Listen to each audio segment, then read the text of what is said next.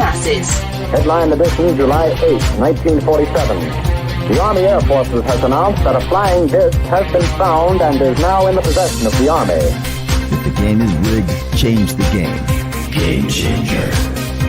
I occasionally think how quickly our differences worldwide would vanish if we were facing an alien threat from outside this world.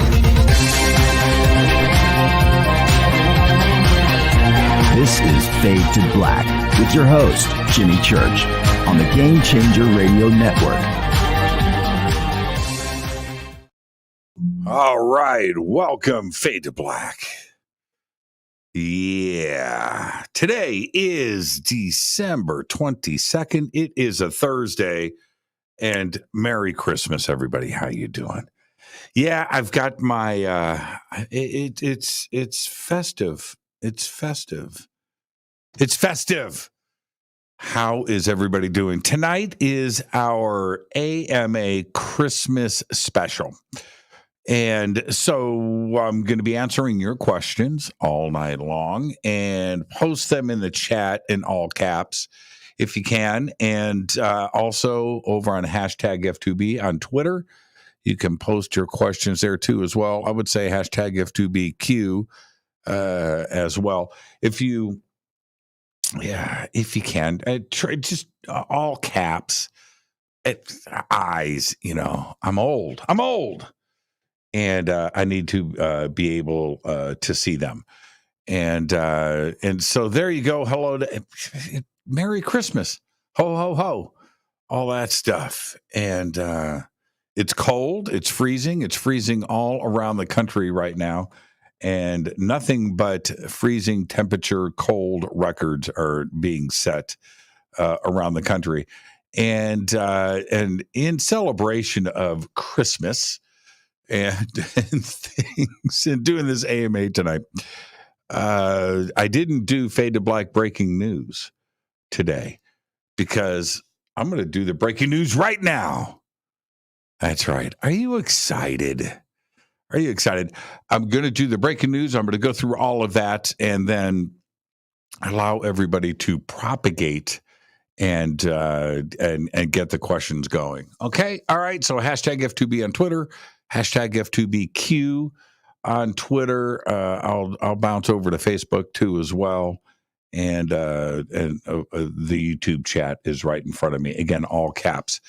And there you go. On this day in history, 1808, Beethoven's Fifth Symphony has its world premiere in Vienna. The Fifth Symphony would quickly become a centerpiece for orchestras around the world and is certainly considered one of the greatest pieces of music ever written on this day in 1808. Now, talking about freezing temperatures and weather, I'll give you a little a fun fact about the Fifth Symphony and its symphony and its premiere in Vienna. Vienna in 1808 on this night, freezing. Now, right, you don't have cars with heaters in it. No, this was 1808. So that's it. Everybody was frozen solid, and including the audience members and the orchestra. The theater was frozen solid. Orchestra could barely play. The conductor was deaf. He stopped the orchestra a couple of times during the performance because they sucked, and he forced them to restart their performances. It was a 4-hour musical endeavor, and the Fifth Symphony itself didn't premiere until 2 hours into the show. And so there you go. That's a good little fun facts behind all of that. Dun, dun, dun, dun. What was that hit song? The fifth of Beethoven. I'm trying to think who. I can't remember the guy's name that did that, but that was a number one disco hit. Dun, dun, dun, dun. What? I just can't remember his name right now. All right, here's your fader fact today. And this is crazy. I love Fader facts. The Brachysia chameleon is the smallest reptile in the world, measuring just 25 millimeters head, nose to the tip of the tail. It's this big. Little lizard. It's that big. Really cute. It wasn't discovered until 2021 in northern Madagascar. That big. They say they can grow up to 30 millimeters. That's a giant one. The Brachysia chameleon. There's your Fader fact. I had to do it. You should go and look at the pictures. And I'm sure they'll be popping up here on Twitter right now. And let's see here. I'll take a double. And how could anything stay in tune? I know, right? That's from Third Stone. Think about that. 1808. Frozen instruments. Absolutely. All right. Breaking news. The ALMA telescope in the Chilean Andes has resumed operations nearly 2 months after closing due to a cyber attack. The observatory made the announcement today. That's because back on October 29th, the attack on ALMA's computer systems affected various critical operational servers and computers. The cyber attack forced the suspension of astronomical observations, left the observatory with limited email services and its website offline. The ALMA telescope has 66 high-precision antennas spread over 10 miles that allow it to detect distant galaxies forming at the edge of the observable universe. Back online. All right. You like Krispy Kreme donuts? I like Krispy Kreme donuts. I love Krispy Kreme donuts. Who doesn't? Well, they're handmade and you can watch all of the workers in the background, adding the filling, cutting. Right? Well, not anymore. Nope.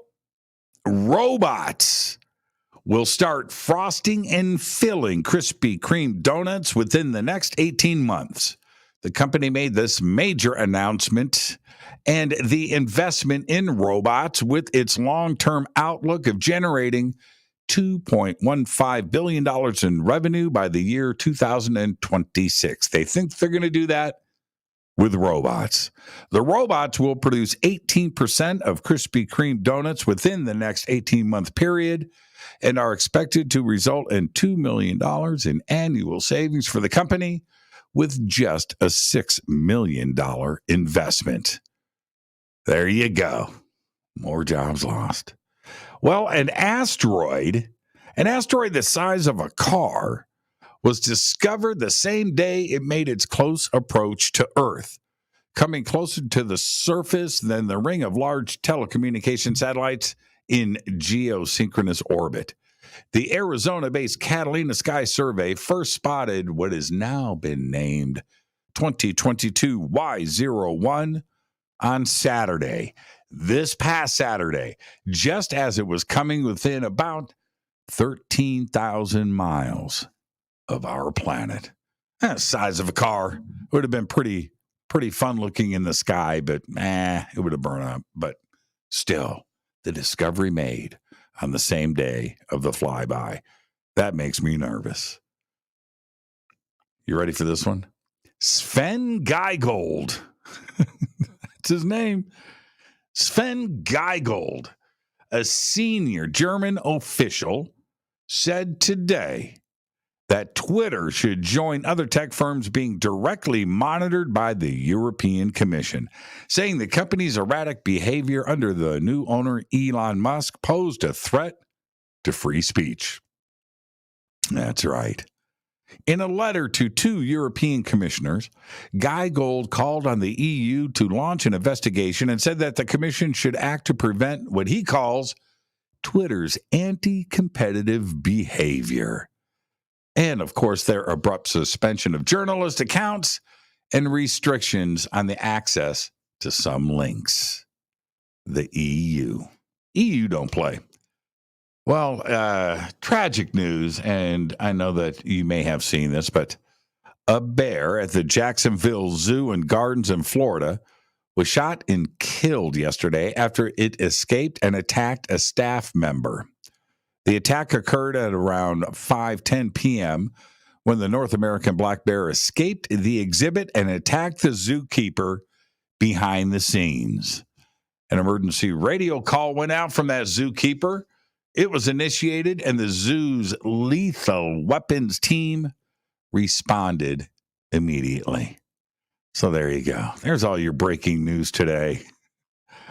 There, you finally got it. You got the breaking news. You happy? You happy? You feel better? Yeah, probably not. All right. Tonight's our AMA. So post your questions. You can do it hashtag F2B over on Twitter, hashtag F2BQ over on Twitter. If you're going to do it in the YouTube chat room, please do it in all caps. There is a lot of chatting that there's a lot of chatting that goes on in here. Okay, all right. Let me now I need to back up. There are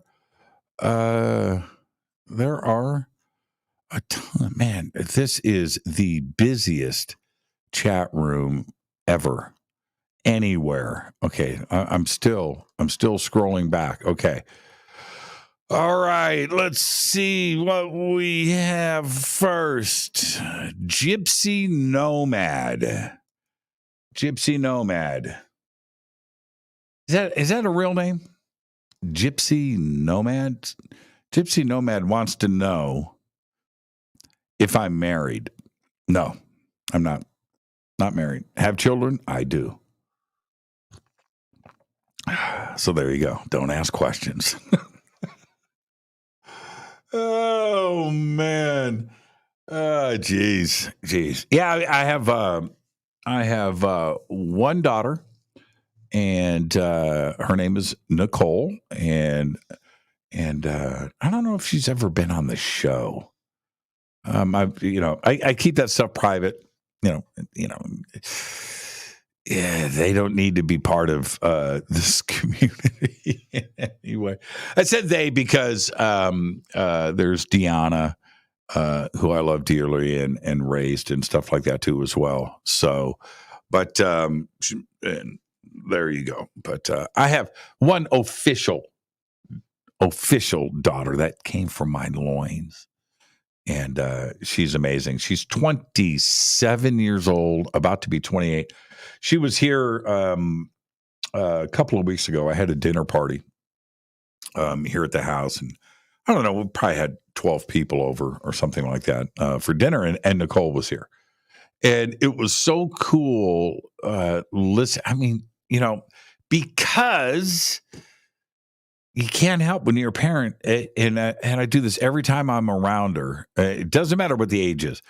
I think about the day she was born, right? And I'm holding her there in the hospital, fresh out of the oven, and you go from that to this wonderful, beautiful person that she has grown up to be, and watching her hang out with my friends and engaging in some pretty deep conversation, and it's just too much. But I just keep going back and thinking about that moment. I remember before I move on. So we're in the delivery. I mean, well, it was a C-section, so we're in an operating room. I've got scrubs on. And I'm holding her. She's about, I'm going to say, she's 60 seconds old. I don't even think 2 minutes. And I'm holding her. And, right after she coughed and cried, whatever. And just welcome to the world. I'm holding her like this. And I go, you can have whatever you want, just ask. This nurse comes up to me behind me and whispers in my ear, that was beautiful. Now, here's the deal. Nicole, 60 seconds old. Understood every word of it. Trust me. All right. So that's the first question. Okay. Man, this is great. Merry Christmas, everybody. I'm in a great mood. I am in a great mood. What are you guys going to be doing this weekend? I mean, obviously it's Christmas, and Christmas is on a Sunday. What happens to church? Church services, religious services. If Christmas is on a Sunday, and it's kind of like an official day off for most, not for everybody, but for most, are you going to give up hanging out with the family to go to church? What about what about the pastor, the preacher, what about them? Don't they get a day off? Apparently not. I think it's a dilemma. All right. Let's see. Church, I see that you've got your jam room set up. Are you going to start recording soon? Working on a new album or anything? I am. I do want to say, I got the bass, Fender P bass from Fender for Christmas. A Christmas gift from Fender. Thank you. And so I got a bass amp too as well. Wow. You heard that. Anyway, so I got a bass amp, but that's not what's important. I got a couple of one's over there and one's in the other room. I got a couple of cabinet simulators, bass cabinet simulators, all prepping for recording. That's right. So I've got a bunch of material here. I've been programming the drums. I've got my drum set too as well, to augment things. I don't play drums. I need the drum machine for that. But yeah. So that comes in from Triscale. I've got a few things. So yeah. I'll bust out a Fade to Black album. Got to name the band though. I need a name for the band. Okay, so that's there. Let's see.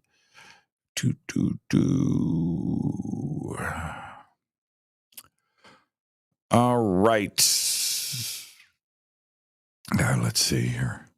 Marjorie Hickey. What was your favorite Christmas gift as a child? Ooh. Huh.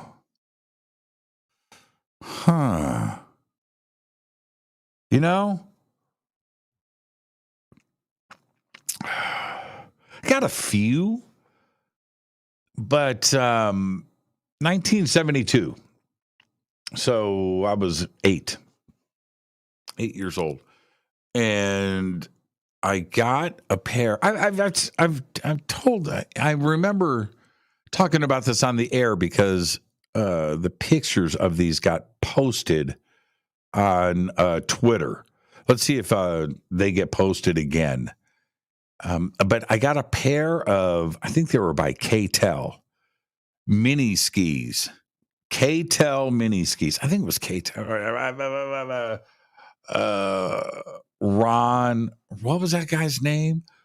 Ron, and he had that company and they ran those commercials on TV. Popeil. Ron Popeil. They were like Popeil mini skis or something like that. K-Tel. I can't remember. One of those companies from TV. And I saw those advertisements and I was like, man, I want those. I was all over my mom. I want the mini skis. And my mom never gave in and never tipped us off. But Christmas morning rolls around, and I got the Ron Popeil mini skis or whatever, K-Tel, and over at Clearview Elementary across the street, there was this little slope. It wasn't, it was a hill, but it snowed on Christmas Day, and going out on that hill with those mini skis, it was a perfect day. Yeah. No ski poles. Nope. Just those mini skis. And he like strapped them on. It was, oh man, that was a great day. And it was snowing and there was snow. It was snowing and there was snow with the mini skis. And I think my memory says we were out there from morning until night. I don't think I ever came in the house. I think I was skiing in the dark. I could not stop. That was glorious. And I don't even know what they cost. $5, $10. So Betty Joe Jack says, I'm sick again. So I'm feeling very ho, ho, ho. Okay, let's see. Hello from Brazil. All right, let's see what we got here. Joseph Rich, USA. Hi, Jimmy. What's your opinion of Corey Good and his info on the SSP? Well, he made it all up. So that's my opinion. Oh, man, go watch that deposition and get back to me. But there you go. All right. Okay, is this Gypsy Rose? Was this the same Gypsy Rose that asked the first question? No, it's another. So we got two gypsies in the house? Okay, same account? How do we have two gypsies in, well, there you go. Okay. So I'll answer it anyway. What is it? Question, Jimmy, pick only one for Christmas dinner. Prime rib, turkey, or ham? Prime rib. Do it every year. Yeah. Yep, prime rib. Ask me what I'm having for Christmas this year. Prime rib. I'm going to divert back this whole conversation when it comes to prime rib. It's one thing to have it at a restaurant, and maybe your mom cooked it or your dad. That's fine. For me, it was Costco, 2010, 2011. So 12 years ago, Costco. And if you've ever been to Costco, this time of year, they have racks and refrigerators full of prime ribs, right? $100, $150, boom, already seasoned, ready to go, right? Okay. And so that was the first one that I've ever bought and cooked myself. And I got a massive one. There was plenty of people over at my house that enjoyed that. Well, anyway, and going through that, it was Costco that cultured me. It was, I remember that first Costco prime rib. Now, after that, I saw it. I think I bought, you know what? I remember now. Bought one for Christmas, fell in love with it. A week later for New Year's, I went back to Costco and bought another one. But now I'm checking it out, and I'm studying the spices, and I'm seeing how they've done this, and I can't remember what the occasion was, but the next prime rib that I did, I just bought the prime rib, and I did the whole thing myself, and just figured I did pretty good. By the way, I did pretty good, but prime rib, yeah, that's what you do for the holidays, except for Thanksgiving. All right, let's see. Madeline says, Jimmy, what is your favorite Christmas memory? My favorite Christmas memory. Wow. Well, I kind of have two. I was very young. So I was probably 4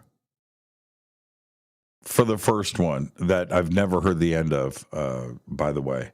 I'll get to that in a second. And the second one, I think it was a year later, but one was out of the country and one was here in the United States. So when I was 4, we were in Frankfurt, Germany. Father was in the military, right? Okay, so we're in Frankfurt, Germany, and it's Christmas Eve, and we're sitting in. And this is one of those memories that it was clear, and Santa shows up at our house, an apartment or whatever. We're in the living room. Santa comes in. He's got a Santa outfit on, except he had a black and white Santa hat, and his Santa's sack was one of those green army duffel bags. He's got that over his shoulder. And dude comes in. Now he's got the beard. He's got the fake beard, but he's got the black hat, and his Santa sack is green. It's a duffel bag like my dad's got, right? And I looked and I said, it just comes right out of my mouth, "That's not Santa." And man, I think I got cracked upside my head. But it got like to be a bad scene. And I was arguing. Yeah. I was arguing. He's like, "No, I'm Santa." I'm like, "No, you're not. You look like my dad's friend, Bill," or whatever it was. So that's a favorite memory of mine. The other one that I have though, this was the year that it taught me a lesson. You know what? No, I don't want. You know what? No, I'm going to change that. I'm going to scratch that. I'll stay with the first one. That one I'm not scratching. Forget about me. Probably the most perfect Christmas memory that I have was Nicole's first Christmas where she was old enough to understand what was going on. Now, when she was 2, she didn't get it. We had a good Christmas, but she didn't get it. A year later, she's 3 and a half. And I do it up. I'm living alone, and got the Christmas tree, wrapping gifts and stuff, and stockings on the fireplace, and Christmas music, and she wrote a letter to Santa, and I got all that stuff, and everything was. She comes out and comes into my bedroom and says, "Wake up." I said, "What's up?" "Santa came." "What?" "The whole house is full of gifts." She's like this big. She's 3 and a half. And I go, "Really?" "Oh, man, come on, Daddy, come on." And she's pulling me by my hand. And I get up and we round the corner and there's the Christmas tree. And she's standing there looking at it. And she's just in shock. And she was just so happy. And then she walked over to the fireplace in the living room where the stockings were hanging. And she's looking at the fireplace and she's looking at the stockings. I watched this all went down. Just like she looks back over at the tree. She's 3 and a half.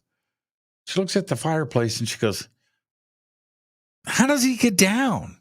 How does he come out of the fireplace?" I said, "Santa Claus, I don't know. I don't get it." I know, right? Isn't this awesome? Yeah, it is.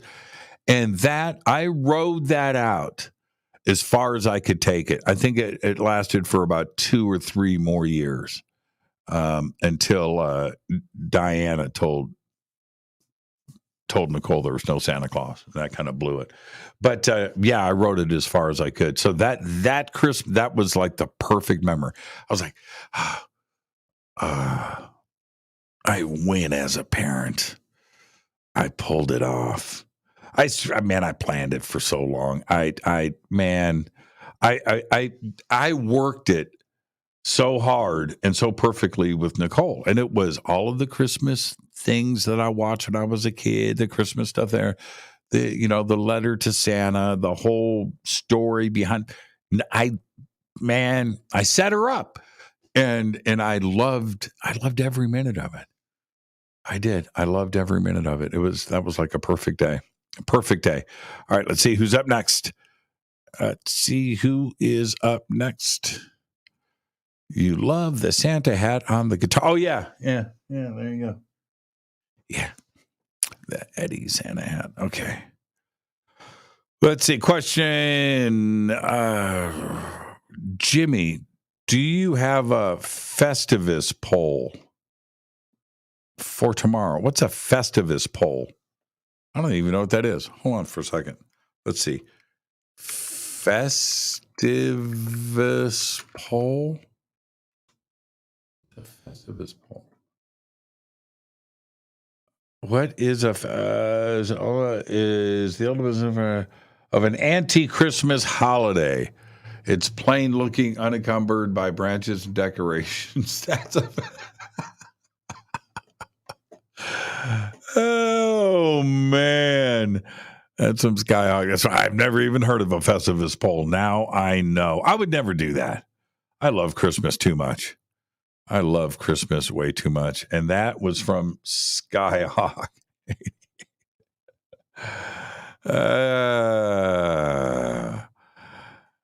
What are your favorite ornaments and why? I like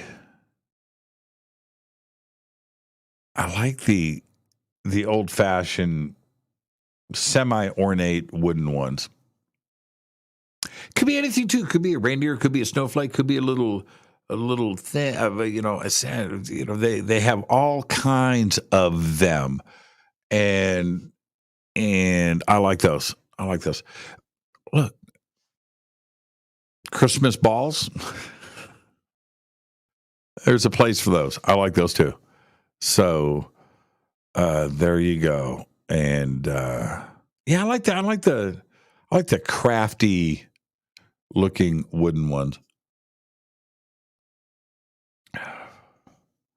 Let's see. Phil the Stalker. Is there life after death? Come on, Phil.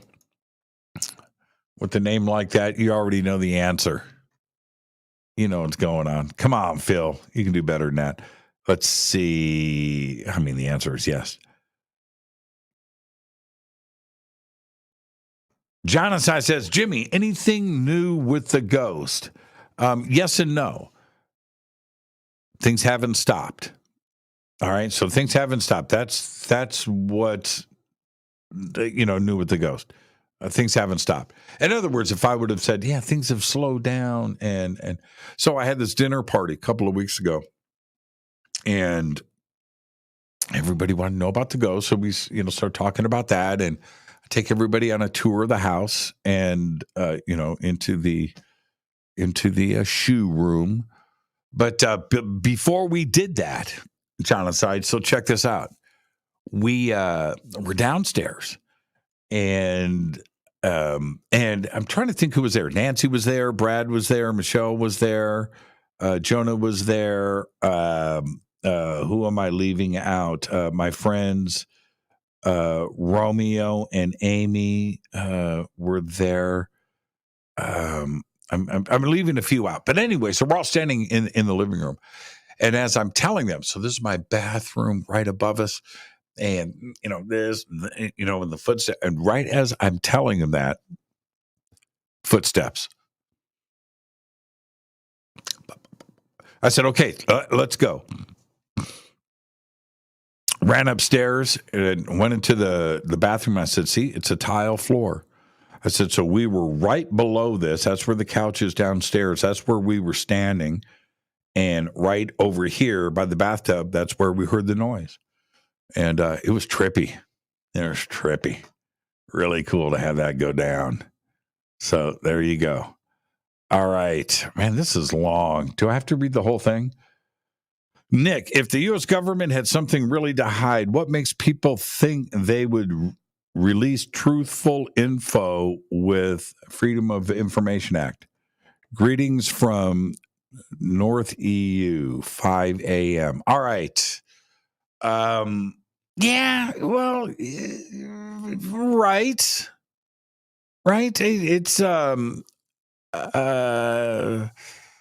yeah. Yeah, Nick, I agree with you.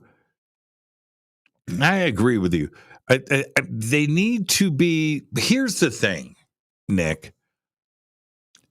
We can't, as a community, relax. We can't, as a community, just back off. We can't, as a community, say, "Well, you know what? They're not going to be truthful, so who cares?" No, you can't let them have that feeling. Got to keep our foot just right there, and just you have to. You cannot relax. This is not the time to back off. And if there has been progress, and I think there has been progress, in getting a few steps closer to disclosure, however it may be given to us, but that's not even the point. We've made progress, and we're just going to give up? All right, and say if if they're not going to be truthful, so who cares? Let's stop. No. If we show them that attitude, they're not going to give up anything. They're not. It's the bottom line. We have to keep the pressure on, more so than ever before.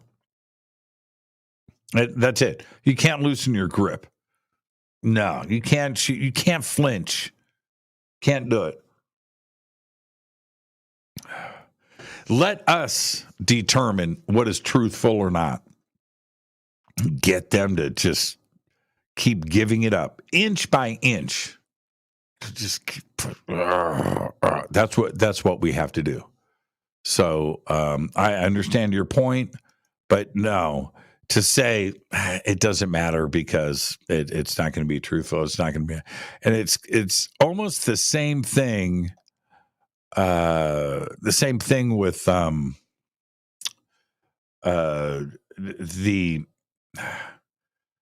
when you have I just don't want to piss too many people off here, but so I'm trying to be reserved.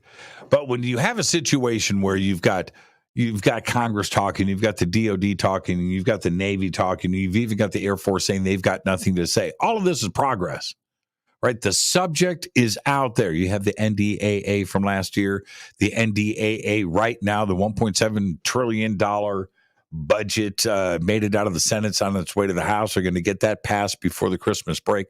All of this is going on. And what is in there? 30 pages of UAP stuff, right? This has never happened before. And so when you see this stuff coming out and the pressure is on and the constituents of the United States and the citizens of the United States are talking about this, the media is talking about this, we have this show, other shows like this, we have television, the pressure has built, right? And it's right here. And when you see this and you know that some of the statements coming out of the DOD, the ODNI, the Air Force and the Navy, is BS. Well, does any of that force us to say something like, I knew it was going to be like this. Might as well just quit. No, cannot go down that road. Cannot. All right, next up, let's see here. Pop Princess.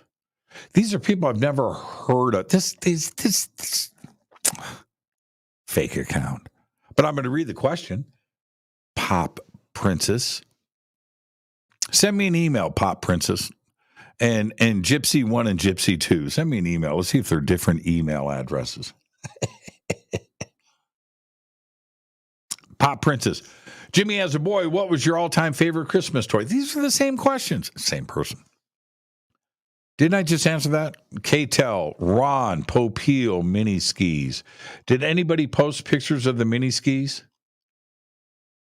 Did that happen? I didn't see it. I didn't see it go through. Man, is this what I look like, Madeline?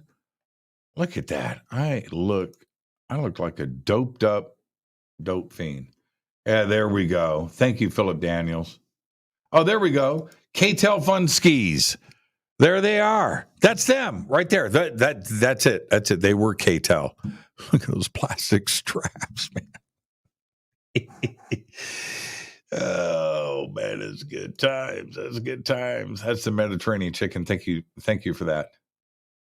Thank you for that. Actually got those. That brings back memories. They're like this big, a little bit bigger than your shoes. Mine were red, just like this. Yeah, there you go. Thank you for that. All right, let's see. Jessica says, do you have a real live tree or artificial? Mine is, have you seen it? It's this big. It's artificial. I think I got it from Lowe's or maybe Walmart, one of the two. Might have been Target. But there you go. I didn't want a big tree. It's got a little, just enough to have it. It's pre-lit. You just plug it in, right? So that's what I've got. But it's the festive part. You know what I do have though? My front. I've got double front doors, right? I've got these giant red bows on both doors, one on each door. Looks really cool from the street. The house looks like a big Christmas present now. I was very close to buying ribbon, and I was going to put a big red ribbon down the center of the front of the house where the two bows are, right? And just the front, not the whole house, but just the front, because it looks really cool. The ribbons are really big. So there you go. Okay. Jimmy, what year did you learn the truth about Santa? Oh, I just kind of answered that. When did I don't remember. I do know that right around the time when I was I'm going to say 7, 8.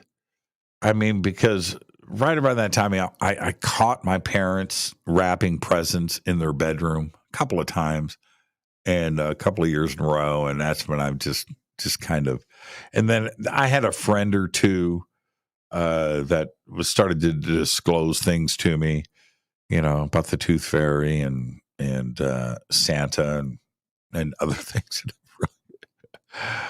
I don't remember being too bummed out. There was something that was going along with that at that time where I was just like, yeah, whatever. Let's see here. Jimmy, will you ever host an event in the Midwest, St. Louis or Kansas City? Perhaps you could get some White Castles while here. I would love to, Karen. I would love to. There aren't any events out there. See, that's the thing. There just isn't any events. I would love to. So if you know of any events and there's something that's going on, shoot me an email. And there you go. I mean, I've done Roswell. I was going to do Roswell this year. I'll probably do it next year. It's not really the Midwest, but it's it's New Mexico. But there isn't anything in Chicago. I would love to do an event in Chicago. Indianapolis, I would love to do that too. And you just mentioned St. Louis. Yeah, if there was an event in St. Louis, I'd be right there. Kansas City, I would be right there. I'll be right there. So if you find out about anything, let me know. And I will definitely look into it. Okay? All right. Just curious, do you have a favorite Rocky movie? Wow. And I watched them all too. I did. Watched them all. And I liked them, by the way. I'm going Rocky 1. There's something about Rocky, the first Rocky, that I just enjoyed. They got so big after that. I mean, those were big movies. Those were blockbuster movies, and there was a lot of money being spent. But there's something that's very authentic about the first movie. So, like the first one. That's a great question, though. You don't get questions like this. Don't forget.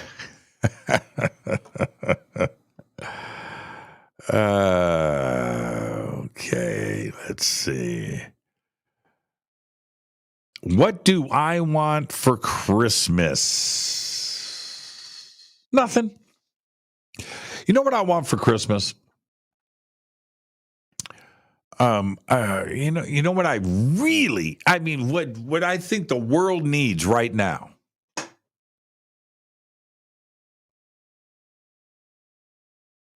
I want the war to end in Ukraine. I want Putin to just pull out. The world is under a lot of stress because of that. You know, that's it. That's the right now. You know, it's Christmas in 3 days. Today's the 22nd, and that country is, without electricity. You've got kids and families with bombs going off and missiles flying overhead on Christmas. That's not cool, man. That's not cool. That's not cool. I would love for that to just stop. So that's my Christmas wish. Right there. Don't go by my pics. My phone camera sucks. So Flux Capacitor says, will 2023 be the year of disclosure? If so, do you think JFK ET theory tied to it? Flux Capacitor, two great questions right there. Love them both. Will 2023 be the year of disclosure? I certainly hope so. I have been thinking since the mid 80s, 85, 86, all the way through to now, that next year is going to be the year. Too much stuff is going on right now. Next year is going to be the year. This is it. Next year is going to be the year. And there was a lot of reasons every single year. You can go back and look at 1990 and oh, wow, it should have happened then. All right. 85, 86, Gulf breeze and the other things that was going on. And all the way through, I just felt like, wow, this is it. This is what's going on. MJ12 documents. Oh man, this is it. This is the year. This is it. And Larry King live, UFOs, Las Vegas live, all those things, and I just thought, wow, this is going to be the year. Well, if there was ever going to be a year, it would be 2023. Yeah. I don't know though. I can wait it out. I hope that 2023 is the year. Do you think JFK ET theory will be tied to it? I do not. That would be. Look, I saw some of the posts. I didn't see them myself in Twitter. Sent to me via email that there were a couple of posters, people posting on Twitter. With the JFK documents that were just dumped last week, that there were a couple of documents in there that MJ12, what those documents are all, I've already seen them. And and that was an MJ12. That was something else. It would have been cool if there was a new JFK document that mentioned MJ12 in the UFO, context, but no. So, yeah, I don't think JFK will be tied to disclosure. Be cool if he was, though, right? Okay, let's see.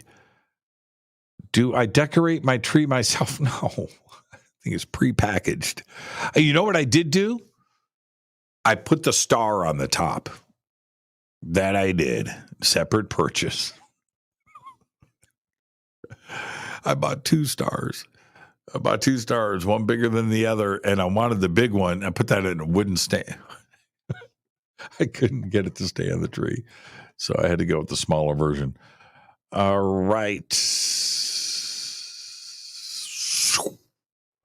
XR says, do you think about UFOs being shown in historical paintings, and do think they are returning? Okay, I'm going to have to extrapolate the question out of this. What do I think about UFOs being shown in historical paintings? Yes, okay. Lots of them, too.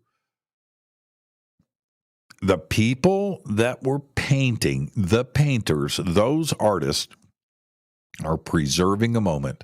And those artists were really, really good. And to become a painter with a reputation of being a good painter back then, because everybody painted and there were no cameras. You know how it was paintings. And those paintings were really, really good. There was no junk, right? But if you are painting something in the sky, lit up in your painting, it was meant to be there, and you saw it. Painters didn't make mistakes. That's how they made their living. Ask Leonardo da Vinci. That's how he made his living. Painting. Right? And he had to be a good painter. There's painting schools everywhere. And you're not going to make mistakes. So when you look at, especially with some of those religious Renaissance paintings that have crazy things in them, beams of light coming off of these craft, that's crazy.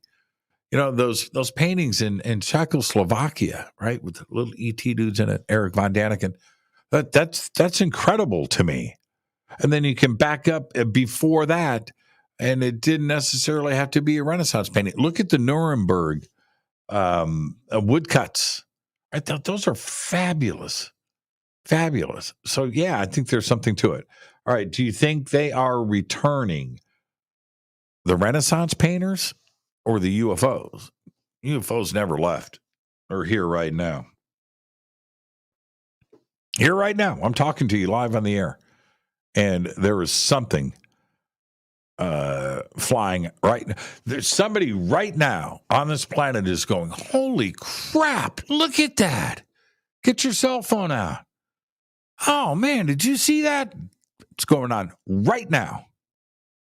All right. Next up, Raz, is Santa an alien? You want the truth on this? That's a tough one. Santa, in order to complete the task, flying around the world and delivering gifts to all the boys and girls in one night, has to be an alien. There you go. Has to be. Has to be. There's and thank you, Raz. Church comes before everything. Priorities. Flux capacity. Talking about. You go on Christmas. I don't go on Christmas. Church will be on Sunday no matter what. Wow, are these questions that old? Okay, that's how many. It's just okay. I'll get caught up here. Let's see. Divine Shadow 420. What are your thoughts on the Ancient Apocalypse series by Graham Hancock? I think the series was pretty cool for anybody that knew nothing about this subject, right? That just knows nothing about it. It's a perfect series.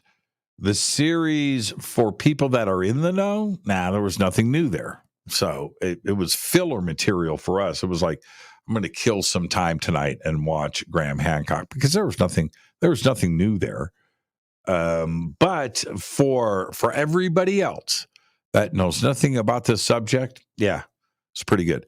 For me, there were moments, for instance, when Graham goes up and he's got the ground penetrating radar and he gets on top and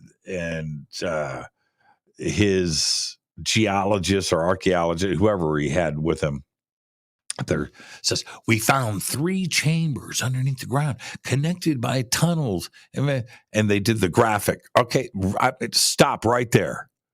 You can show that graphic on TV, but you better be digging. You can't, Graham, you cannot say this. You cannot say this without taking this a step further. So I watched the whole episode. Nothing.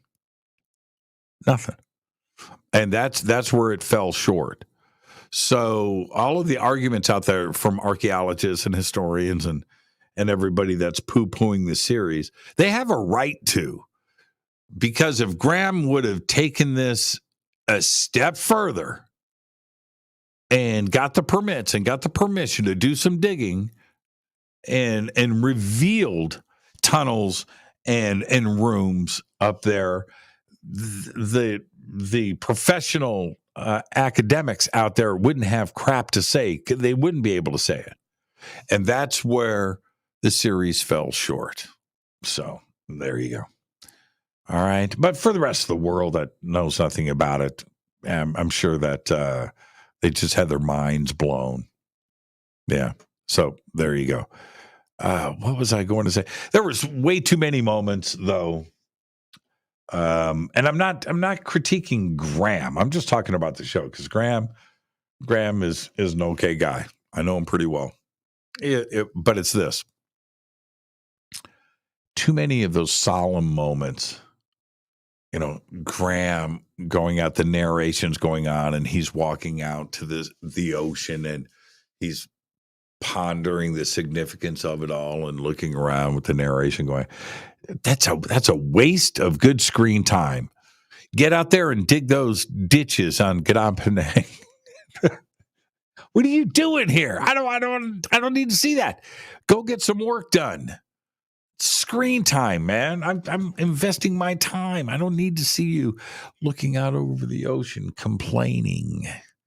So anyway, all right. So that's enough of that. It was a good series, though. It was okay. It was an okay series. Let's see. Christmas Ghost. I don't know what that is, but it's in all caps. Bathe in the holy waters like the pharaohs. I did do that. Jimmy's ghost was saying Merry Christmas. All right, let's see here. There's a lot of stuff. I've got to take a break. So I'll line up. Okay, real quick. I'll do this one real fast. From Phil, Minor Vino, Rosewood or Maple fretboards. Maple, 100% all the way. That doesn't mean that everything that I have is maple, but maple is my first choice. I don't even know. So like on this wall here, there's 1, 2, 3, 4, 5, 6, 7, 8 guitars. 1, 2, 3. It's 4 and 4 on this wall to my right there. That one over there.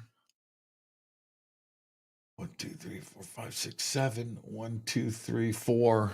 4 rosewood, 3 maple. So over on that wall, in front of me, maple, maple, maple, maple. Oh, Les Paul, rosewood. There. Too many on the back wall to count. So, but what that would indicate, Phil, is that I have a lot of maple. I do. Most guitars are rosewood. That's just the way it is, or and maple is the better of the wood, but for some reason, I think it's the markets. People just don't pay much attention to it, and it doesn't matter to them, and you get rosewood. But for me, maple all the way. This is Jimmy Church of Fade to Black. Please visit all of our sponsors. We're taking a quick break here. All of the links are below. We'll be right back. Check out Billy Carson's Forbidden Knowledge. ForbiddenKnowledge.com or ForbiddenKnowledge.tv, where you can get access to over 6,000 videos, movies, TV series, exclusive documentaries like the Black Knight Satellite. You can do it all for just $7.77 per month or $77 per year after the 3-day trial, which is also totally free to check out. It's all simple to do. Billy Carson is the best. It's simple. ForbiddenKnowledge.com or ForbiddenKnowledge.tv. That's the number 4BK. I will be hosting and emceeing the Conscious Life Expo this February 10th through the 13th at the LAX Hilton right here in Los Angeles, California. 200 speakers, including Linda Moulton Howe, Bashar, Deborah King, George Norrie, Daniel Sheehan, Scott Walter Johnstone, and David Wolf. Over 200 vendors, special events. This is the biggest event of its kind on planet Earth. You've got to come and hang out with all of us. Tickets and info at ConsciousLifeExpo.com. The links are below. On Saturday, April 1st, that's right, April Fool's Day 2023, I will be hosting the Parapod Festival at the Hyatt Regency right here in Valencia, California. It's a live one-day podcast awards. It's a film festival. It's a full-on media event. We're going to have sky watching. There's going to be a Lifetime Achievement Award presented to Linda Moulton Howe. Right now, you can submit your podcast, your film, your TV series, any of your paranormal media for consideration. You can do all of that on the links below. For info and tickets, go to parapodfilmfest.com. That's parapodfilmfest.com. April 7th through the 14th, 2023, I'll be hosting and presenting on the Hidden Secrets Seminar at Sea Cruise. From Los Angeles to the Mexican Riviera on the Navigator of the Seas. That's right, up top, a giant water slide. You've got to check out the Navigator of the Seas. It's amazing. We've got Scott Walter, Adam Apollo, Nick Pope, Brad Olson, Vivian Chauvet, Jason Shirka, Robert Grant, Ruben Langdon, and another 12 amazing speakers and presenters. It's all simple to do. Just visit divinetravels.com/Hidden Secrets 2023. You know you want to go on a cruise with me. River Moon Coffee, makers of the Fade to Black blend. Truly the best coffee on planet Earth. Just visit rivermoonwellness.com or their Amazon store. It's all simple to do. You can check out the Fade to Black blend, the Game Changer blend, or any of their Black Moon Wellness products. It's the only coffee I drink. It is the best, and it's Doc. Again, rivermoonwellness.com. All right, welcome back, Fade to Black. I'm your host, Jimmy Church. Tonight is our Christmas AMA special, and Merry Christmas, everybody.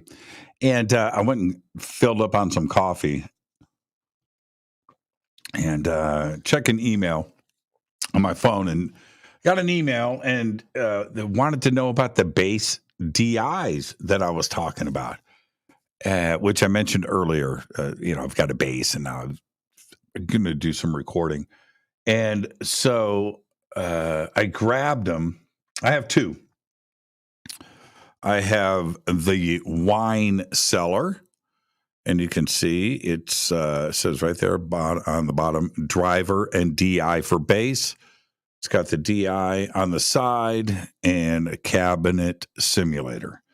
And then I got the fail-safe, the Behringer bass DI and cabinet simulator bass amp modeler, and there you go. So I got two, and we'll see. You need different flavors, but there they are. They're both DIs as well as cabinet simulation on both of these. Haven't used them yet, but we'll see. We'll see. So that's what those are. Yeah, pretty excited about it. It's going to be cool. All right, so tonight, post your questions in Twitter, #F2B or #F2BQ. And let's see, what was the best show you have seen at the Whiskey? That's from Troy Shanks. Best show I have seen at the Whiskey. Man, I've seen hundreds of shows at the Whiskey. I have Man, I have no idea. I tell you, some of the funnest nights we used to do there, though, was the No Bozo Jams, and that we started back in the mid '80s, and it was our event. We did it on Monday nights, and the house band there, which was the two sound guys. I can't remember their names now. The two sound guys, one they had an AC/DC cover band, and one of them was the singer, and the other one was a guitar player. And I'm serious. I would sit and watch that and just think this is the best thing ever. They were so good at it.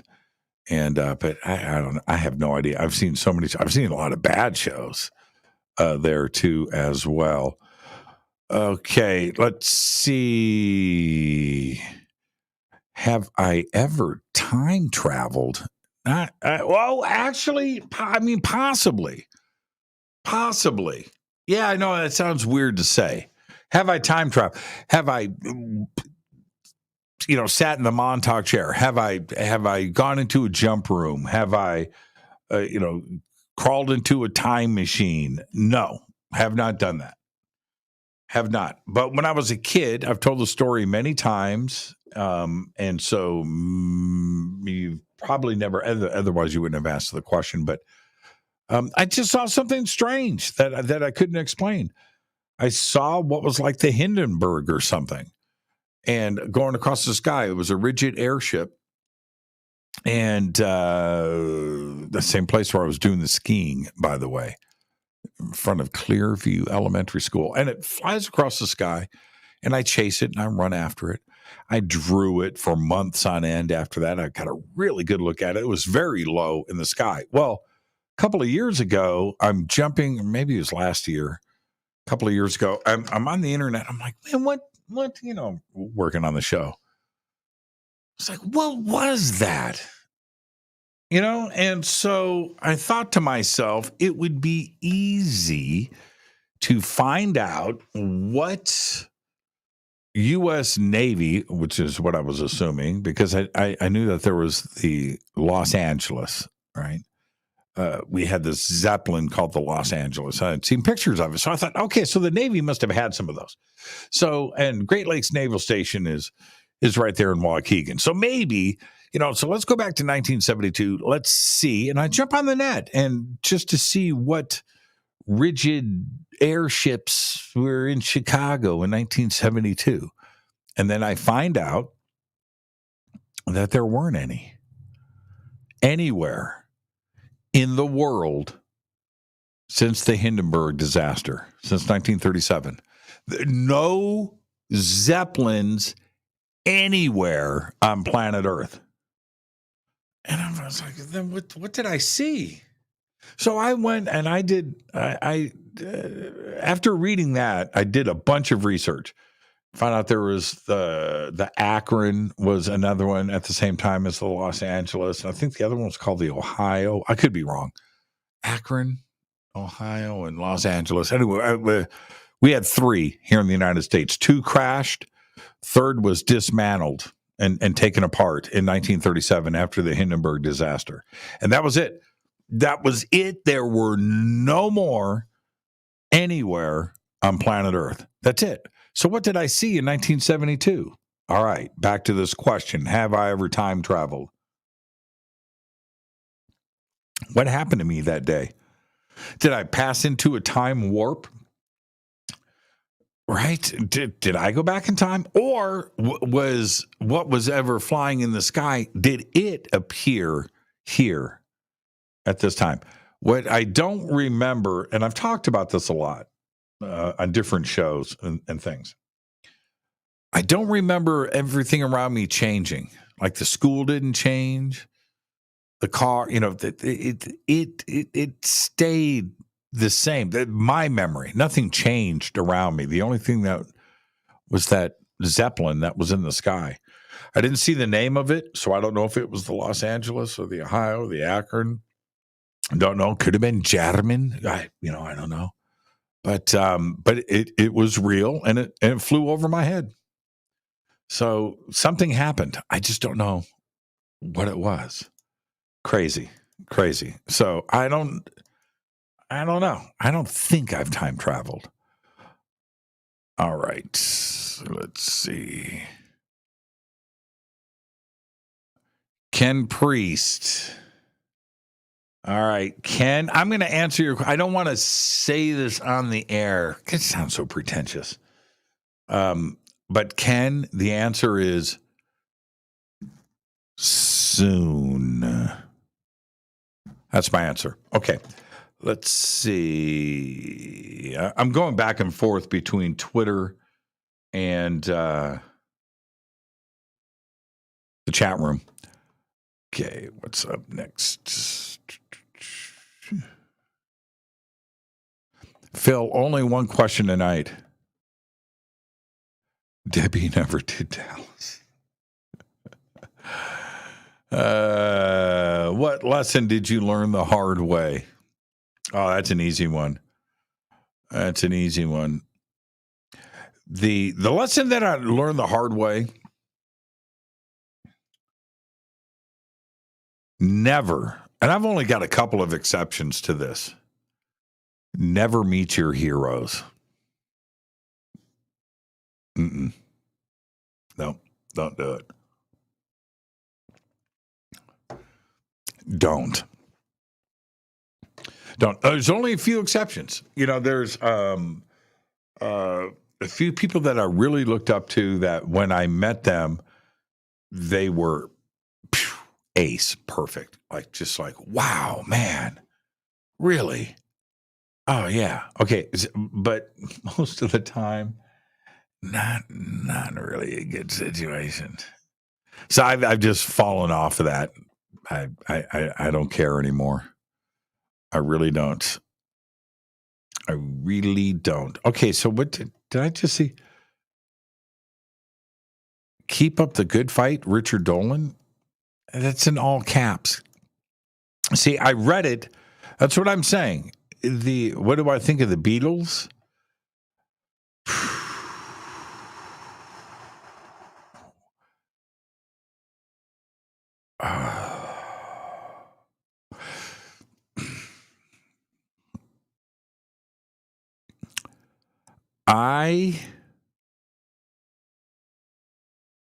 I didn't get the Beatles growing up, but I also didn't get the Rolling Stones either. And that being said, I just didn't. I would listen to, there were a couple of Beatles songs growing up. And you got to remember, man, I remember when the Beatles broke up. I remember, I was old enough. I'm 59. I was like, when did they break up? 70, 71, 72? I remember hearing about that, 70. So, but I didn't care. And the songs by the Beatles that I thought were cool weren't the ones that you, no. I thought Octopus's Garden or whatever that was. Yellow Submarine. I thought that was pretty catchy, but the rest of it I didn't get it. And the same thing with the Stones. Now, listening to the Beatles today, I've got a different vibe. All right. I was wrong. I was completely wrong. But it doesn't matter. It doesn't change the past. All right. It's about today and moving forward. It's not about the past. And I went through the same thing with the Stones, man. I pretty much thought the Stones sucked. Same thing with the Beatles. I needed rock and roll. And in that period of my life, right, there were bands that blew my mind. Blood, Sweat, and Tears freaked me the frig out.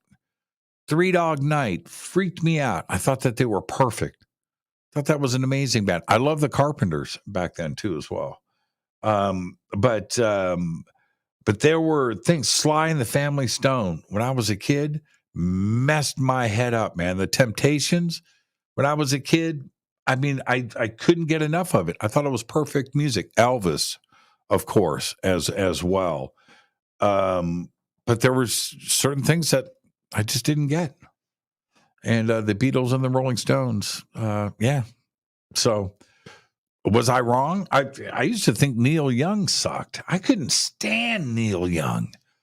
I had a friend of mine growing up. Hey, man, Neil Young, bro.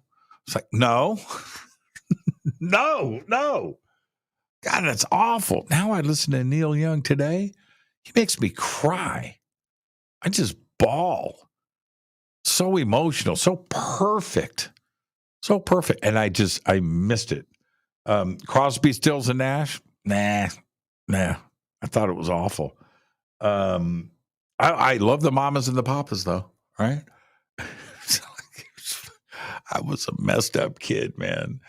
I was a messed up kid. There were some things that I used to listen to. I liked all that British invasion stuff. You know who I got from the word go? From the word go, The Who. I got it. I didn't like Hendrix either growing up. The Who, understood it. I got it. It vibed with me. All of it. Man, I couldn't get enough of it. Let's see here.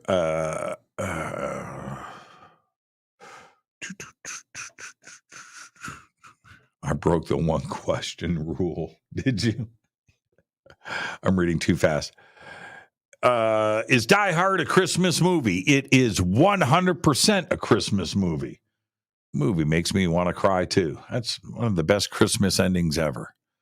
Some of the best Christmas sweaters ever are in that movie. No, Die Hard's a Christmas movie. No question about it. Music question. Most underrated bass player. Ooh, man. Wow, that's a tough. Most underrated bass player. You know who's underrated? He's no longer with us. I tell you who's underrated is Jimmy Bain. Jimmy Bain left this earth, 10 years ago or so. Really good friend of mine. Love that guy to death. And I used to love it. He'd spend the night at my house for a couple of weeks at a time, right? And nothing to me made me feel better than when I got up in the morning and Jimmy Bain was sleeping on my couch and we would just jam all day long and just have fun. And he was just great. He taught me a lot. But that's not why I think he's underrated. I think he's underrated and underappreciated. That guy invented the that was Jimmy. Wasn't done before Jimmy Bain. Bain comes along and it was like every Dio hit after that. Bain was just incredible. Just an absolutely incredible bass player. So if you go back to all that Irish stuff too as well, the things that he did with Phil Lynott, all the way through Dio and Rainbow, Jimmy set it. I mean, a whole generation of bass players, and he was so musical. Oh man, he was just amazing keyboard player. Just incredible. There's a new Dio documentary out. Can't remember the name of it, but it just released last month. It's brand new.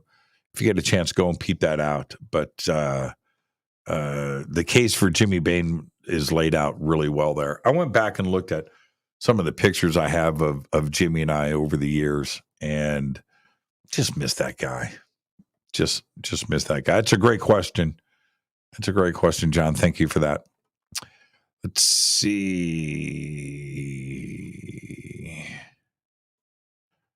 Man, am I going backwards? What was your least favorite Christmas gift? I didn't have any. I liked them all. Every one. My mom one year, my stepmom, Sharon, I was in my mid-20s and Garfield was all the rage.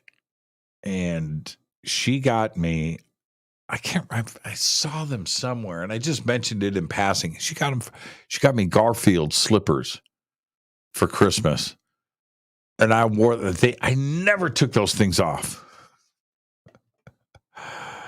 Oh man! So there you go.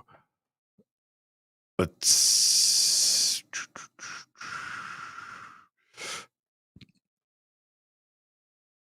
Jimmy, what are the chances of another nation doing a disclosure? This is biscuit or cake.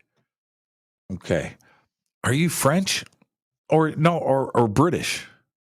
Biscuit or cake? It's got a little bit of both in there. What are the chances of another nation doing a disclosure? Big. I think that I've thought about this a lot, man. I mean, way too much. The dominance of the United States over the world since World War II, the sheer dominance, economically, militarily, just the threat, I mean, the dominance, right? That if you needed the permission of the United States to do anything, right?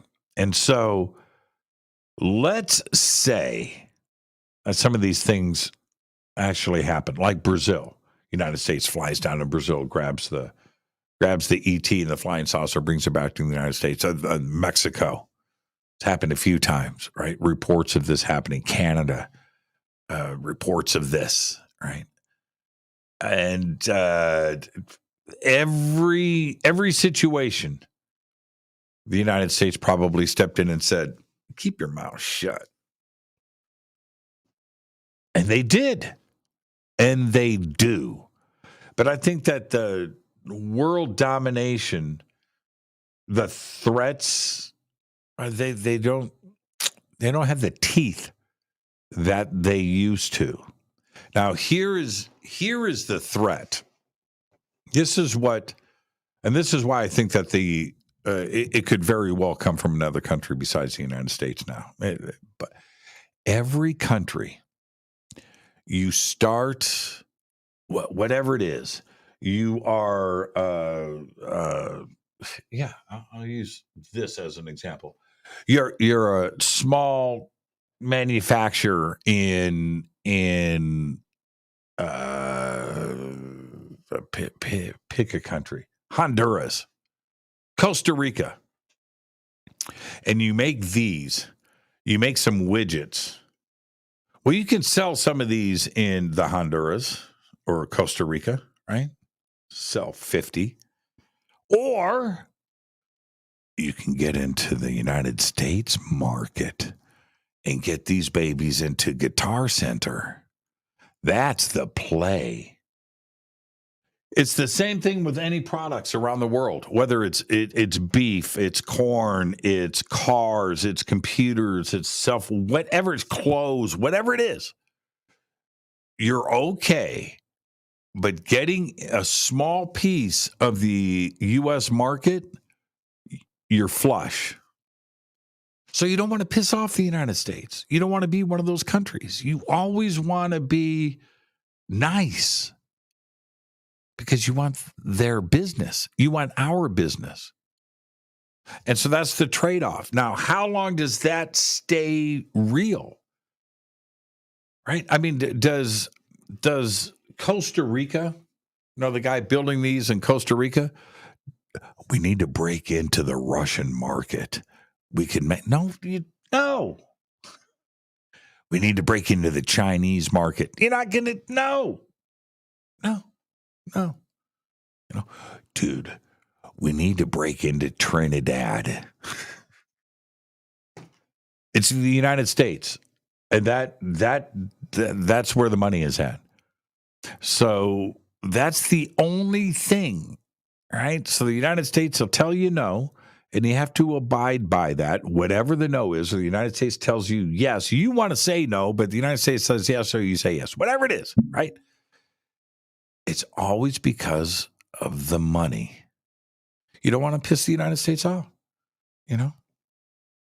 So that's it. That's the only thing. Now, UFOs are worldwide. They happen all over the place. They're happening in every country. There's all kinds of things that go down.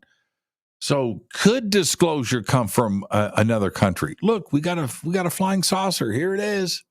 Right? Could that actually happen? Yeah. Should have happened from Brazil like 15 times. The United States made sure it didn't. So there you go. Hans Gruber, this time John Wayne does not walk off the sunset with Grace Kelly. Oh, man. Okay. Oh, let's see. Let's go over here. Yeah. Somebody just said we just watched that Dio documentary. Yeah, it was a really good documentary. Jimmy, have you ever been in a big haunted church? No, I don't think so. No. I don't know if I would want to be in a big haunted church.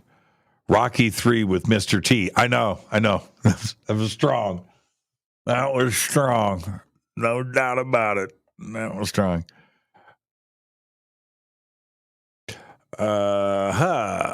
Let's see. Not sure if this was asked. I might have missed it. Favorite Christmas movie? Favorite Christmas movie? About Christmas besides Christmas Vacation? Rudolph the Red-Nosed Reindeer, Charlie Brown Christmas. Do those count? If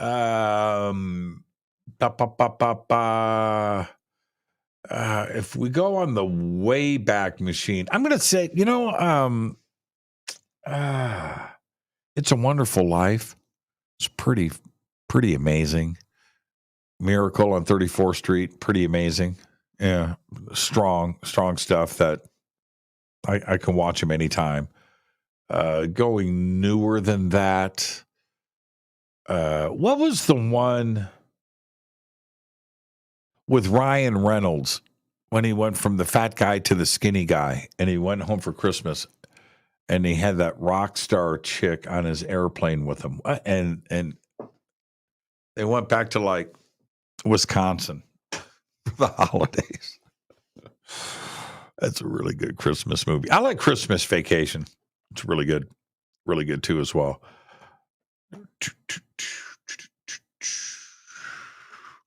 World peace, Jimmy. Yes, peace. Man, that's how old these are. Okay, I gotta answer questions faster. Has there ever been peace on Earth? No, there has not. Okay, I'm gonna answer these faster. What's the feeling you personally?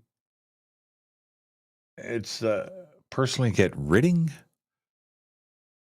Okay, I don't understand that. Let's see. Yeah, I want the warrant. Okay, so we're that old. Okay, I'm going to have I said Black 22, Walter from Texas. Black 22 was not the cooler, but the cooler was good. Black 22 was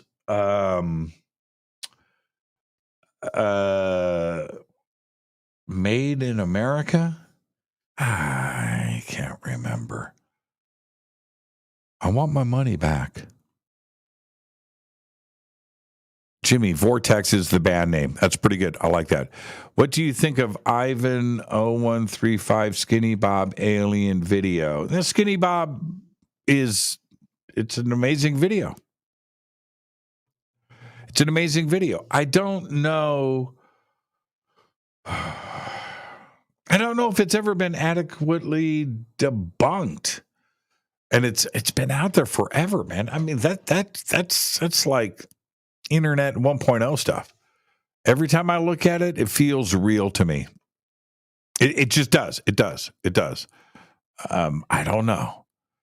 All right, let's see. Have you heard anything? I forgot. Have you heard anything new on the Cleopatra Alexander the Great tomb in Jordan? I have not. Now, there was a big announcement that was supposed to take place back in October. It didn't happen. In that Zahi Hawass said, which this was big news, that he found Nefertiti's tomb in the Valley of the Kings, and Nefertiti was found, well, at least her skull and parts of her spine. The DNA was confirmed. They were going to do an announcement. I think they had Nefertiti's mom, uncle, aunt, whatever, 5 family members in this tomb, Valley of the Kings. And that was the initial press release, and that the official announcement was going to be in October. Their words, not mine, in the press release, announcing this discovery as soon as they could confirm the rest of the DNA results. Crickets after that. Yeah. So I don't know. I would, if Cleopatra, now the announcement that came last week before that, I don't think I made the announcement here on the show that they're closing in or they believe that they have found Cleopatra's tomb just outside of Alexandria. So we shall see. Again, there was supposed to be an announcement before the end of the year. We're now on December 22nd and nothing. So that was that. Alexander the Great or Cleopatra, either one, that would be, the hugest of huge news. Big news. I can't imagine. So let's I'm gonna bang through these faster. Jimmy, could you please show off your Frankenstein guitar? Oh man, I'm not going to start pulling guitars off the wall. And he's talking about that guitar right there. That one. That's the Eddie Van Halen Frankenstein. I have the complete set. I have all of them. So there you go. It is nice though, HH. Out of some, I have a lot of Seymour Duncan JB pickups. All right. Now, if I just pull a guitar off the wall here, chances are it's got a JB in it. There's one right there. There's one right there. There's one right there. And the sound of the Seymour Duncan JB should be the same, right? Well, I've got it. It's my favorite pickup. I have them in all kinds of guitars. And they sound different in every guitar. So in the Frankenstein, right? So I've got that same pickup is in that guitar, is in that guitar, is in that guitar. So I've got 5. I've got 5 Eddies. All have the same pickup. All the guitars sound completely different. And for some reason, it sounds best in that guitar there. And I don't know why. The Bumblebee right there. That one, same pickup. Totally. It's good. It's cool. But that thing, it's weird. Okay. I'm not going to pull guitars off the wall tonight. If you had to play one song for an alien that just arrived on Earth, what would you pick?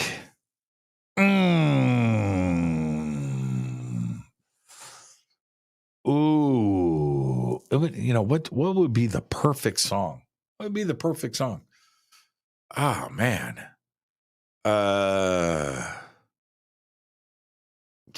Unchained by Van Halen. Mama by Frank Zappa. That would be a good one. You could go back. Papa Was a Rolling Stone. That'd be strong, right? You could do that. You could do Burnin' Love by Elvis. Yeah, I don't know. I don't know. What, I don't know. I don't know. Won't Get Fooled Again by The Who. That could be strong. Twisted Sister. Sex Pistols. Right? I don't know. I don't know. What would best represent Earth? Oh, man. Man, I'm thinking Unchained by Van Halen. Let's just offend everybody. So there you go. No Michael Bublé, please. But yeah, My Way by Elvis, even Frank's version, that would be pretty strong too. Yeah. I mean, it wouldn't be a nice song. You can't do something nice. Hungry Heart by Springsteen. It wouldn't be the Beatles or the Stones, though. That's for sure. Frank Zappa would be good. I think they would understand Frank Zappa. Billie Jean, Michael Jackson. That'd be pretty strong, too. NSA Memphis in Millington, Tennessee. How do you know about that? That right there, that's an interesting thing to say because I've been there. How do you know that, Eric? How do you know that? That's pretty trippy. Do we know each other? Huh.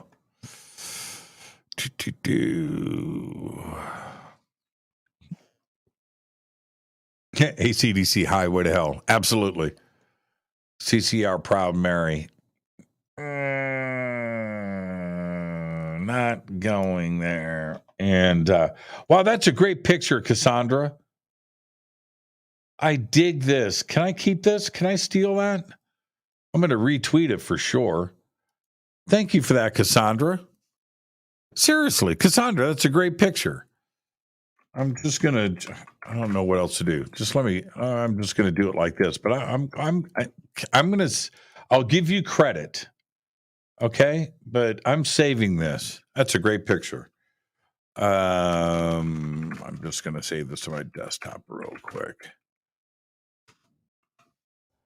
Thank you, Cassandra. That's a great screen grab. I'm being very serious. I've just said thank you now like 5 times. That's very, very cool. Okay, back to the questions. We're almost out of time. Merry Christmas, everybody. And I do mean that. Metal Gaming, they use LiDAR. Did you guys see that? The new Mayan city, I think it's in Guatemala. Oh, man. Pyramids, the whole thing. Very, very cool. I'm going to do a deeper dive into some research into that tomorrow. And I'll try to hit everybody back. I've got a very busy time set up for maybe between now and Monday. And I think I'm only doing 2 shows next week. I'm going to take Wednesday and Thursday off. And so there you go. All right. Got a load of people coming over to the house.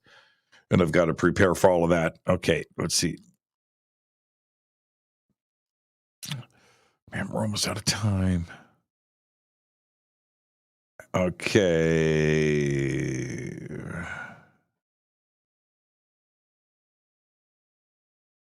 How many miles would I walk for a free original 1958 Flying V guitar? I'd walk a long ways. I you know what? I crawl through 50 miles of broken glass on my hands and knees. I would definitely do that. How many miles? I'd walk until I dropped. I don't know how many miles that would be, but I'd walk until I couldn't walk anymore. 100%. I just spilled coffee all over myself. That's a great question. Bernard, are you teasing me? Are you saying that you've got a 1958 Carina Flying V? It's the one thing I don't have. I've got a Carina Explorer behind me. I've got a Carina Modern. I don't have a Carina Flying V. Thank you, Lavera. She says, would you please do another interview with Ronnie Dawson? Ronnie's a cool guy. Sex with alien cats. Yeah. I'll never forget that when he goes like this. Linda Moulton House sitting in the front row. She goes like this, and he goes, was like, man, this is not happening. Those guitars are boss. Our boss of ESP and Frankenstein. Oh, ESP and Frankenstein. Yes. How many ESPs do I have? I don't even know. ESPs. Wait a minute. Oh, holy crap. Oh, yeah, there's one there. I was like, man, I don't have any ESPs.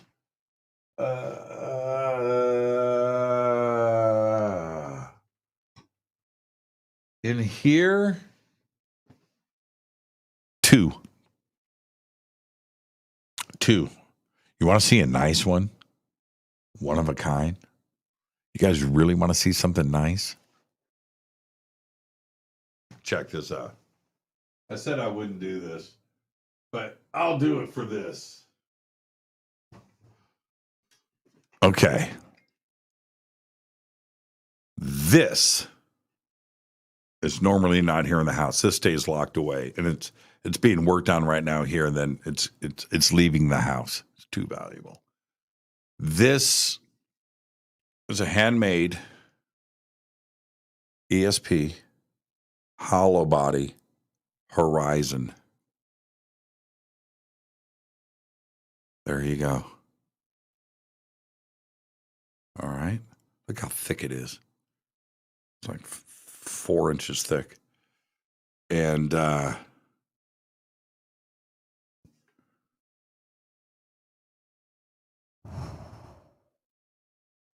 those out there in the know that know what this is. And there you go. This guitar was built. It's crazy. It was built in 1998. Yep.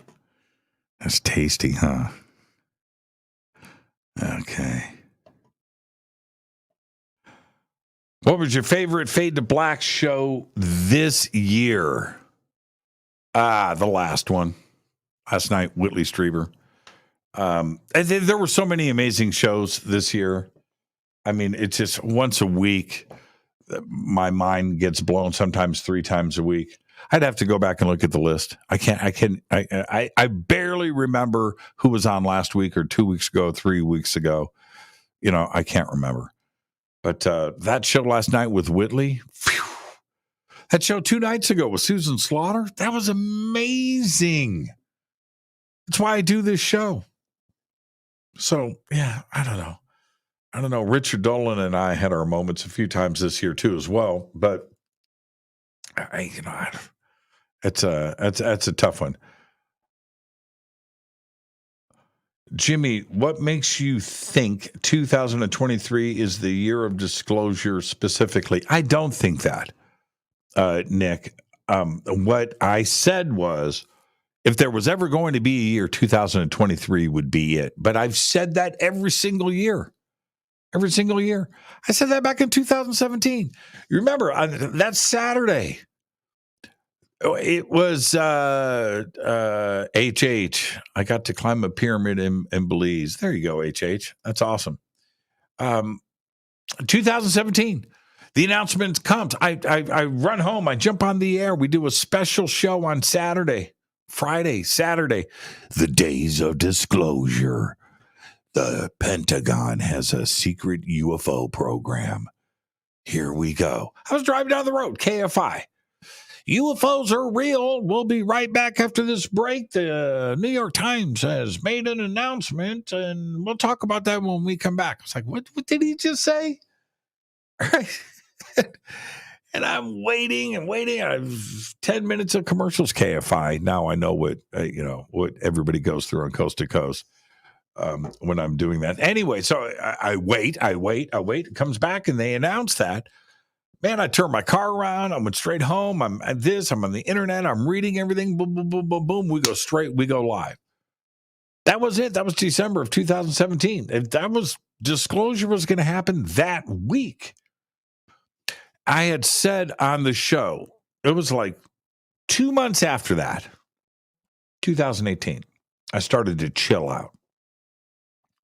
And I'm listening to Tom DeLonge and George Knapp and everybody just running their mouth and stuff. And I said, man, we need to give this some time. And I said it on the show. I said, I don't know where we're going to be in 2 years, but we've got to give this. And that was in 2018. I said, we got to give this 2 years, 3 years, 4 years. And then we can look back and see if these situations that we're dealing right now are legit. Right? And here we are. I mean, I know it's right before Christmas and everything, but I'm just going to say it straight. Jesus Christ, here we are. Here we are. It's 2023. It's like, man, I hate being right. In that case, and I was, at the time, I was just trying to send a message out to the universe. Don't mess this up. I'm going to say these things that I'm going to say right now, hoping that I'm going to be wrong. And I want to eat crow. And I just want somebody to just tell me 4 years from now, church, you were just so wrong. Look where we are today. Isn't this great? That's what I was hoping for. And as it turns out, I was right. It all turned out to be BS. All of it, every last bit of it.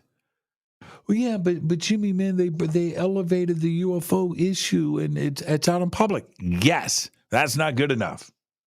They absolutely did. New York Times, TV shows. Yeah, man, absolutely. Joe Rogan. Oh, man, it was rock and roll. Tucker Carlson. Yes, I get that. Not good enough, though. Not good enough. It's 5 years. 5 years. So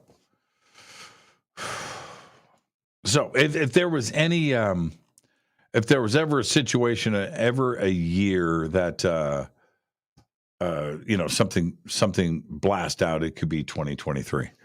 Let's see. Super crazy movie geek. Let's see what this is. Do you think we will see Luis Elizondo or Bob Lazar testify to Congress? No, neither of them will testify. What would they testify about? Either of them. I like them both. But what would they testify about? There's nothing to testify.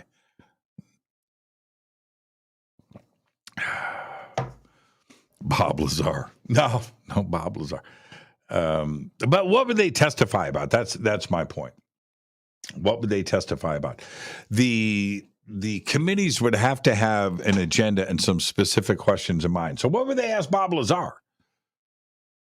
If they can ask, they don't know about 115. Well, what could they ask him about that? They couldn't. The sport model? What are they going to? Gravity drives? What? What?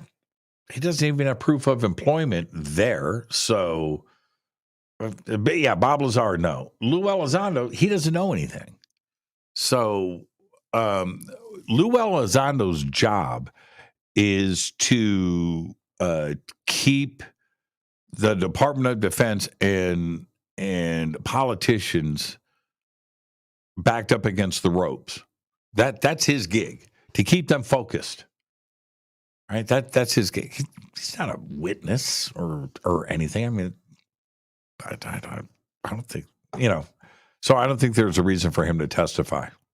I mean, I don't know what information they could, that they would be interested in with Lou Elizondo. So I don't know. I could be wrong. Let's see. I'm going to scroll through this fast. First, all caps gets read. If you could have an impromptu jam session with anyone, everybody wants to talk about music tonight. Well, it's Christmas. Philip says, if you could have an impromptu jam session with anyone, who would it be? Steve Vai. Steve Vai. Yeah. You're going to go with Steve. Steve Vai. Yeah, that's who I, yeah. There you go. That's who I would do it with.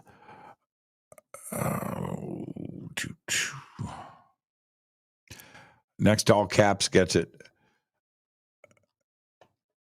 Thoughts on Oak Island TV show? They're going to milk that baby for as long as they can. That's my thoughts on Oak Island. That's it. They're trying to get to season 20. You know, everybody needs to be a billionaire. Advertising revenue. That's it. That's my thoughts on Oak Island. I would love for there to be a major discovery, but they've dug up everything. There's nothing left. You know, this is what I said. This is my thoughts on Oak Island. Besides, they're going to milk this for as far as they can. Here's my thoughts on Oak Island.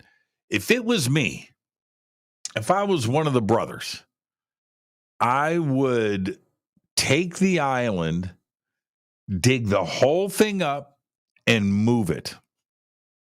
And I would sift through everything. I would dig it out. They do it all the time. They dredge, they build airports, they move islands.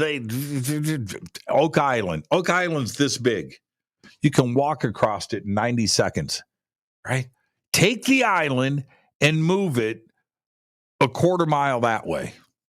Just dig it up, suck it out, spit it out, rebuild an island, trees and all.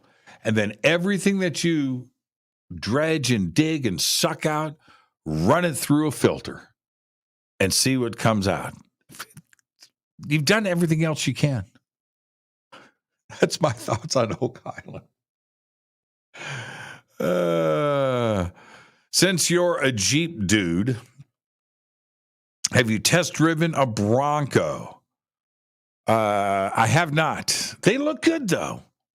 I've test driven one in Forza Horizon 5. Done that. I have done that. They drive pretty well in Forza Horizon 5. I like the way they look. Remember the what was that? The FJ, the Toyota. I dig. Yeah. I like that look. I like the look of the Bronco, but I'm a Jeep guy forever. I don't know if I will I ever host a music podcast? I could. I've turned them down. I've been asked to go on a few of them, and I haven't done it, but I don't know. You can never predict the future. I don't know if I'll buy another car. At my age, I mean, I could drive this Jeep for another 10 years and I wouldn't give a crap. I love that Jeep. I have no concerns of or thoughts of. The only car that I would buy, but I'm not going to get rid of the Jeep. I'm not. 66 Mustang Fastback. I would buy that, but I'm not going to buy a new car. I'm just not. Okay, man, we're out of time.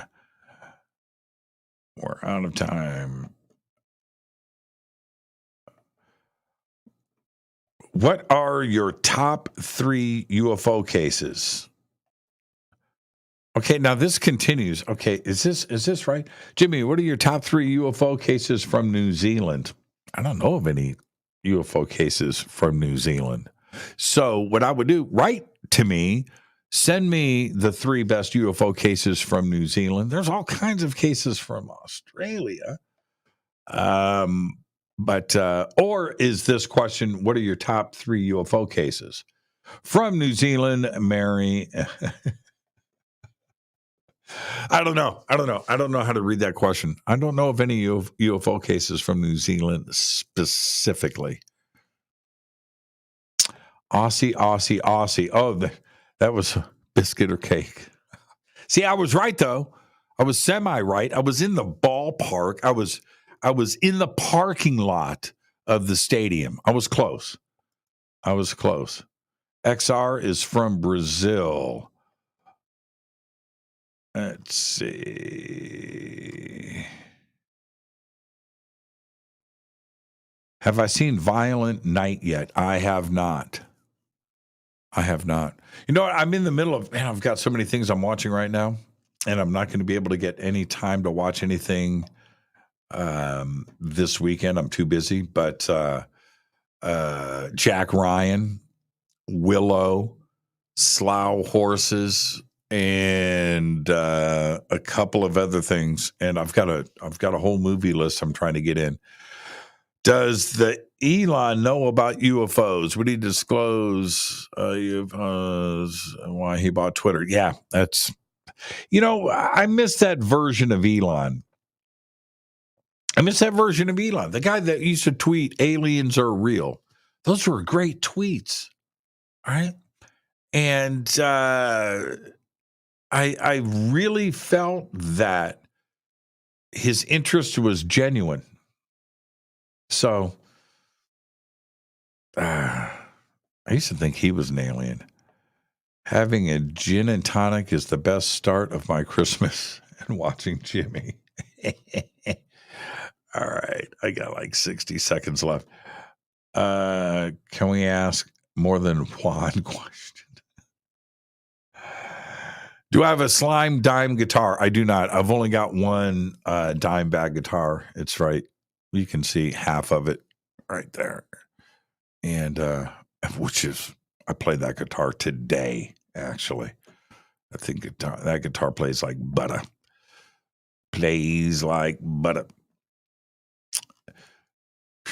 That's it. I'm out of time.